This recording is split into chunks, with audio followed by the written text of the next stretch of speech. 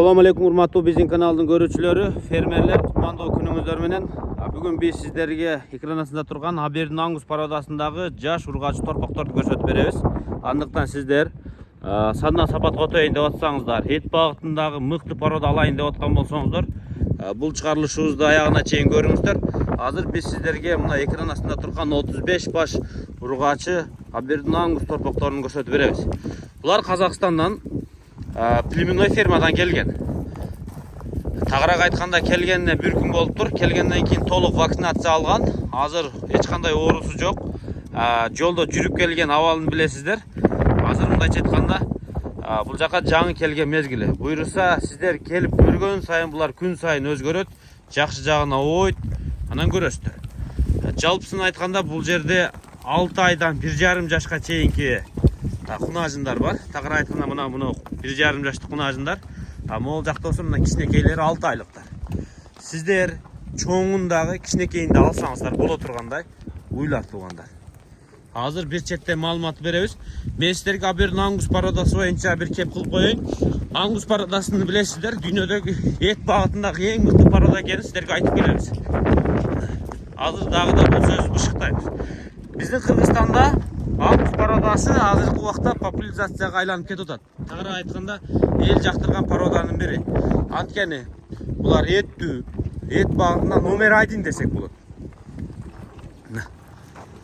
Анан булардыкы суукка адаптацияга өтө жакшы, тоого, анткени биздин климатына ар түрлүү болуп өзгөрүп турат. Айрыкча толуу район, кеде ысык, кеде суук, мына ошого өтө жакшы адаптация.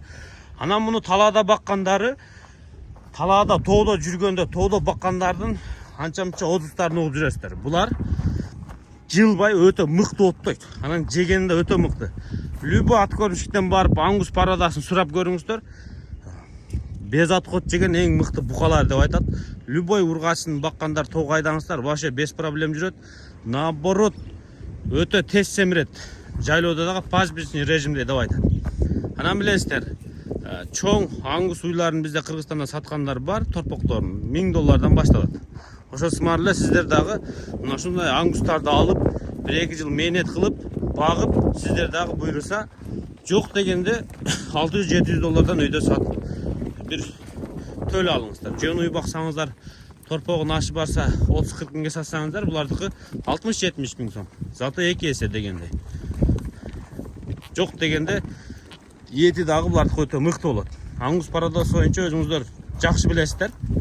Азыр мен буларды бир четтен тактаймын дагы.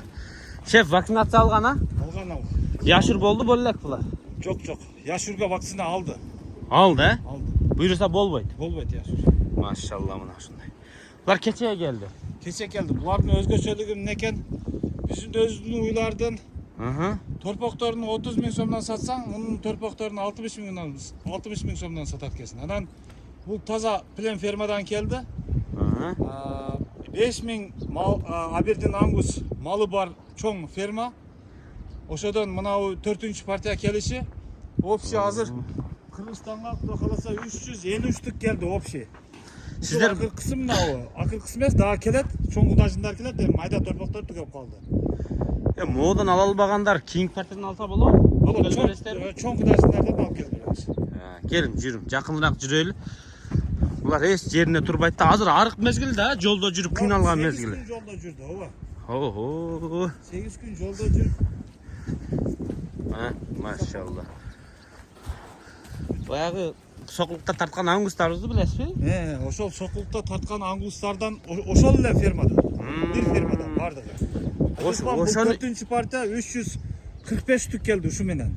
Ошондо экеле киши бөлүп алып койгон, Жок, нарынга, көлгө, ар жака кетип атат азыр. Ошо баягы мен тарткан партияны, Азыр булар азыр кандай дейсиз? Каяктагылар көп алып атат, алган адамдар ташып жүрөсүздөр. Нарын менен ысыкөл алып атат. Анан мына чүй да алып атат. Чүй азыраак алып атат, нарын менен айрыкча ысыкөл алып атат. Ошо сурайсыздар, эмнеге алып атасың, эмне кыласың депчи? Вот для разведения көбөйткөнү, мал кылган алып атат, бардыгы. Мал кылган алып атат. Бай, ошо сокулукта саткандарыңызды алган киши бир сөз айткан эсиңиздеби? Аке, мен жылда эле аткөрүм кылам, Анан биз өтө көп сандагы ат корм кылган үчүн биз Казакстандан, Россиядан бука ташыйсың, кээ бир жылы кымбат, кээ бир жылы арзан. Кыскасы нестабильно деген да. Жумушчу биз өтө көп санда кармаган үчүн бизге 1-2 штук менен оюн болбойт. Бизге көп количество болуш керек. Эгерде мен азыр бул ангустарды алып койсом, ургачысы жылда туйт. Жок дегенде мен мындай бука өзүмдөн чыгат. Коркпой ат корм кыла берем деген нерсе да. Алар кээ бир жылы бука тартыш болсо, баа өсүп кетет. Актабай калат дегенде, өзүмдүн колумда турат деген да. Ошол сыңары сиздер дагы ургачы азыр ангус буга чейин ургачылар келбей жүргөн. Быйылкы жылда ургачылар келип атат. Ургачысын алсаңыздар, жылда ангус туйт. Ангус букаларын багасыздар, сатасыздар, урукка сатасыздар, этке сатасыздар. Кыскасы урукка сатсаңыздар дагы өтө жакшы баа, этке сатсаңыздар дагы булар эч эти менен адамдарды өкүндүрбөйт, Анан булар бир өзгөчөсү өтө салмактуу келет экен. Ошо эти менен эч кимди өкүндүрбөйт деген. Мисалы мынау кичинекей биздин төрпөктөр 120-130 кг чыкса, мынау 200 кг чыгат. Өтө салмактуу келет экен. Албетте. Ошон үчүн номер 1 да булар. Келиңиздер. Азыр эми бааларын тактайлы. Ким чоңун алат, ким кичинекейин алат, ар ким өзү билет. Бирок бул жерде минималдуу сумма бар. Ошодон жогору карап кетет, баасы. Канчадан болот? Канчадан башталат баалары? 70 миңден 125 миңге чейин. 1,5 жашар чоң кунажындар бар. Мына турган Талтай ба? Ошолор сразу осемненияга даяр. Сразу бука кошуп койсо болот ошол жерге. 5 башпы, 6 башпы ошондой. Болду. 1,5 жаштар бар. Ошолор 125 миң сомдон. Могу кичинекейлер 70 миңден болот экен да анда. Кичинекейлер 70 миңдиги бар, 80 миңдиги бар, 90 миңдиги бар, ар кандай. Болду, келет.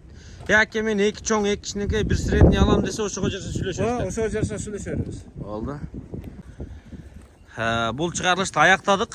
Сиздерге толук маалыматты бердик. Дагы суроолор болсо эсине чалып сүйлөшөбүздөр туган. Ангус сандан сапатка эт баатына эң мыкты парада өзүңүздөр билесиздер. Өзү негизи басымды маточная поголовьеге басым жасаш керек. Ошондо тез көтөрүлөсүздөр, тез өнүгөсүздөр. Мына караңыздар. Хотя ат корм кылам дегендерге алып койсун. 50% бука чыкты мисалы үчүн. 50 ангус болсо, 25 ангус өзүңүздөн чыгып атат. А бул 1 жыл менен чектелбейт да, муну канча жыл туудурасыздар? Жаш мал еще.